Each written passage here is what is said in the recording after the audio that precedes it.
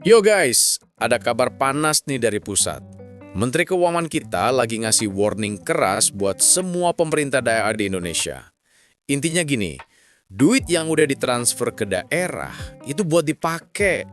Buat bangun jalan, benerin sekolah, bikin program keren buat warga.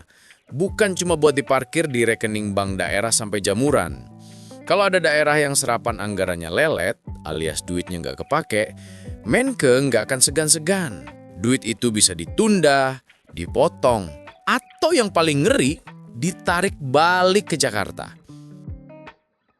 Nah, sekarang kita zoom in ke kondisi Kabupaten Mukomuko. Banyak yang ngerasa daerah ini kayak lagi jalan di tempat, alias stuck, dan nggak ada kemajuan berarti.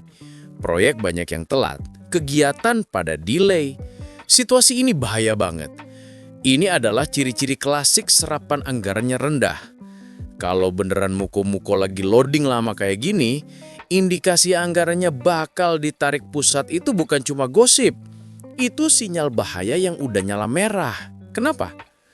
Logikanya simple. Pertama, ini nggak efisien. Pemerintah pusat mikir, ngapain gua kasih duit banyak-banyak kalau di sana cuma didiemin. Mending gua kasih ke daerah lain yang lebih satset. Kedua, soal rapot merah. Serapan rendah itu sama aja bilang kalau kinerja Pemdanya kurang oke. Entah planningnya yang kacau atau eksekusinya yang lambat. Ketiga, kondisi makin zonk.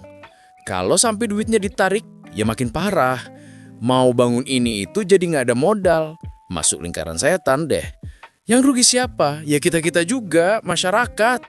Terus gimana dong solusinya biar muko-muko bisa ngegas lagi dan nggak kena tarik leasing sama pusat? Ini beberapa moves yang harus segera dilakuin.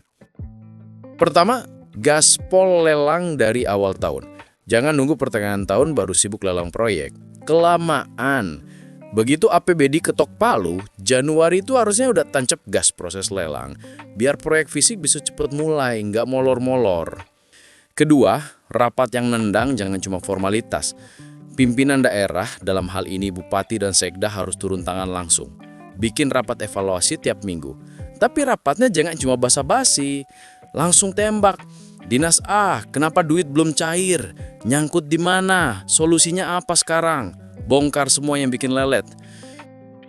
Ketiga, upgrade skill aparatur biar nggak takut-takut. Kadang proyek lambat karena pejabatnya takut salah, takut kena masalah hukum. Ini penting. Kasih mereka training dan pendampingan yang jelas, biar mereka pede ngambil keputusan dan eksekusi anggaran. Yang penting tetap on track sesuai aturan. Keempat, planningnya yang realistis, jangan halu. Program kerja itu harus matang dari awal.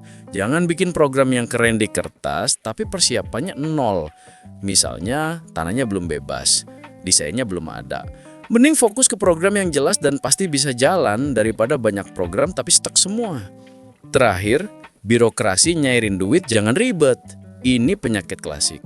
Kadang duitnya nyangkut di bagian keuangan gara-gara administrasi yang berbelit-belit kayak labirin. Udah zaman digital, bos. Pangkas jalur yang nggak perlu. Bikin sistem online biar tepat dan transparan. Intinya teguran dari Menke ini harus jadi wake up call buat muko-muko. Kondisi jalan di tempat ini bukan takdir, tapi hasil dari manajemen yang perlu diservis besar-besaran. Saatnya buktikan kalau muko-muko bisa gerak cepat.